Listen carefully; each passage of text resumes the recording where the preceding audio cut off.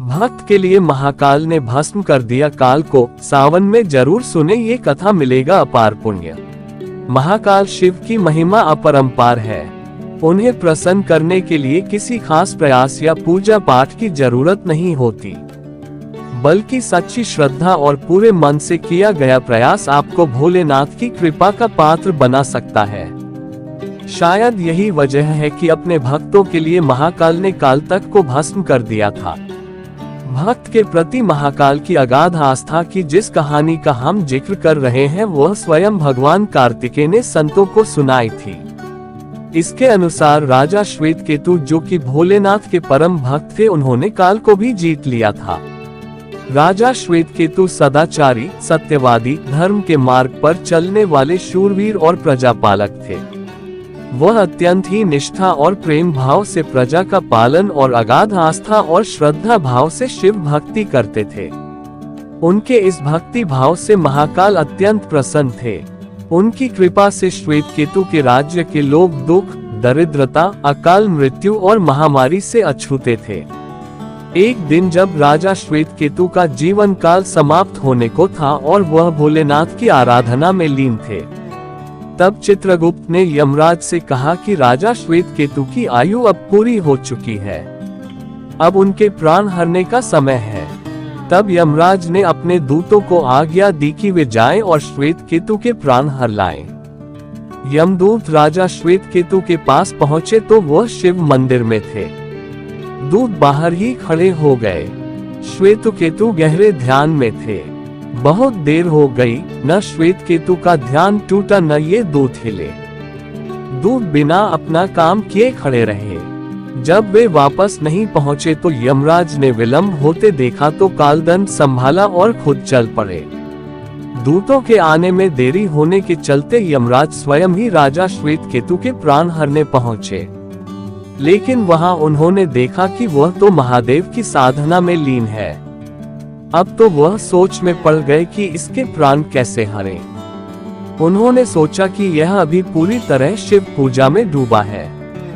इस स्थिति में शिव पूजा का उल्लंघन नहीं किया जा सकता। तब वह भी बाहर ही खड़े हो गए। उधर जैसे ही काल को इसकी सूचना मिली तो उन्होंने तलवार निकाली और शिव मंदिर में जा घुसे।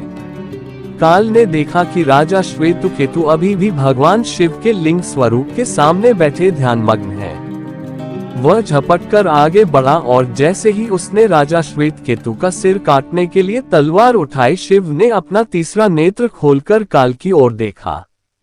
भोलेनाथ का तीसरा नेत्र खुलते ही काल वही राजा श्वेतकेतु के सामने जलकर भस्म हो गया।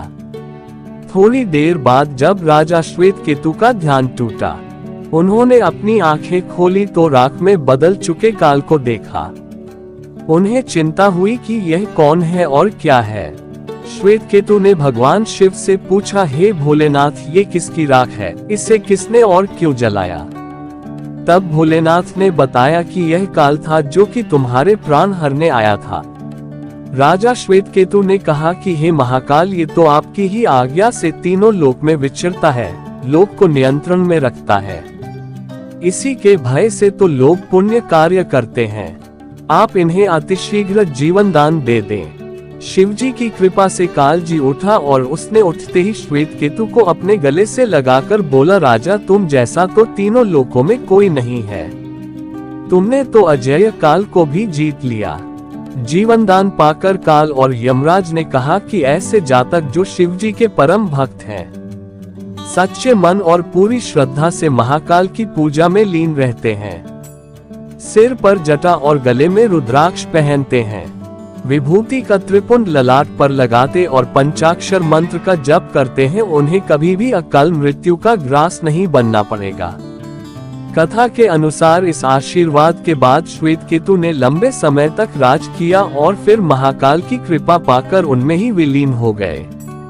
सोने का थाल। एक नगर में भगवान शिव का एक भव्य मंदिर था, जहां हर वर्ष दूर दूर से भक्तजन शिवजी के दर्शन के लिए आते रहते थे।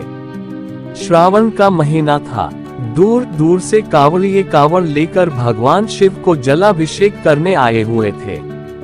मंदिर का परिसर भक्तों की भीड़ से भरा हुआ था। तभी अचानक आकाश में बिजलियां हुई और सोने का एक थाल उतरा। उसी के साथ एक भविष्यवाणी हुई कि जो कोई भगवान शंकर का सच्चा भक्त और प्रेमी होगा उसी को यह थाल मिलेगा। भविष्यवाणी। मंदिर के परिसर में उपस्थित सभी लोगों ने ये भविष्यवाणी सुनी। धीरे धीरे सभी इकट्ठे हो गए। जो लोग मंदिर की व्यवस्था देखते थे उन्हें तो पूरा विश्वास था कि यह थाल हमें मिलेगा, इसलिए वे सबसे आगे जाकर खड़े हो गए। सबसे पहले एक पंडित जी आए और बोले, देखिए, मैं प्रतिदिन महादेव का अभिषेक करता हूँ, अतः मैं ही भोलेनाथ का सबसे निकटवर्ती प्रेमी और भक्त हूँ, इसलिए थाल मुझे मिलना चाहिए। इतना कहकर पंडित जी ने थाल उठाया। जैसे ही पंडित जी ने थाल उठाया, थाल पीतल का हो गया। ये देखकर पंडित जी बड़े लज्जित हुए। उन्होंने थाल यथास्थान पर रखा और वहां से निकल गए। इसी प्रकार वहां उपस्थित सभी पंडितों ने खुद को आजमाया, लेकिन शायद उनमें से कोई भी सच्चा भक्त नहीं था। उन्हें भी थाल यथास्थान पर रखकर चले जाना पड़ा। इसके बाद उस नगर के राजा का आगमन हुआ। राजा साहब आगे आए और बोले, मैंने महादेव के मंदिर में बड़ी भारी दान दक्षिणा दी है, इसलिए ये थाल मुझे मिलना चाहिए। इतना कहकर राजा साहब आगे बढ़े और थाल उठाया। जैसे ही राजा ने थाल उठाया, थाल तांबे का हो गया। ये देखकर महाराज भी लज्जित हुए और थाल यथास्थान रखकर एक तरफ खड़े हो गए। महात्मा और भक्त पधारे। इसके बाद इसी तरह एक से बढ़कर एक दानी महात्मा और भक्त पधारे और थाल उठाया, लेकिन किसी के हाथ में कुछ और किसी के हाथ में कुछ हो गया, लेकिन सोने का नहीं रहा। तब लोगों को पता चला कि हम में से कोई भी महादेव का सच्चा भक्त नहीं है। उसी समय एक किसान का आगमन हुआ। वो बेचारा महीनों बाद आज चातुर्मास के सोमवार के शुभ अवसर पर शिवजी के दर्शन करने आया था। गरीबी और गृहस्थी के बोझ तले दबा दिन रात खेतों में मेहनत मजदूरी करके अपना और अपने परिवार का गुजारा करता था। अभी रास्ते में आ ही रहा था कि कोई भिखारी मिल गया और कुछ खाने को मांगने लगा। इस किसान को दया आ गई। अपने खाने के लिए जो खाना लाया था वो उसने उस भिखारी को दे दिया। थाल के बारे में इसने भी सुना था, लेकिन इसने उस ओर कोई ध्यान ही नहीं दिया।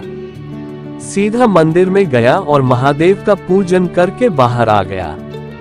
परिक्रमा करके जाने को हुआ, तभी पीछे से एक व्यक्ति बोला, भाई तुम भी थाल को उठाकर देख लो, हो सकता है तुम ही वह सच्चे भक्त हो जिसके लिए ये थाल आया है।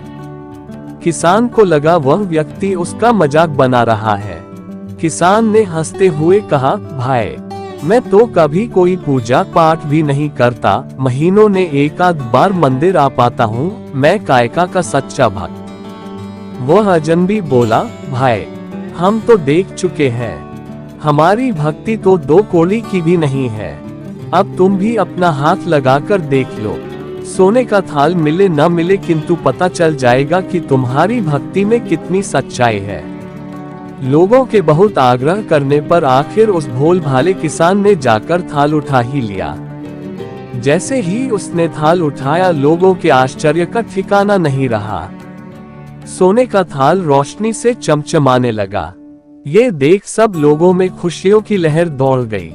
सभी लोग उसके जयकारे लगाने लगे और पूछने लगे कि भाई तुम ही सच्चे भक्त हो, अब हमें भी बता दो कि कैसी भक्ति करते हो जिससे महादेव तुमसे इतने प्रसन्न है।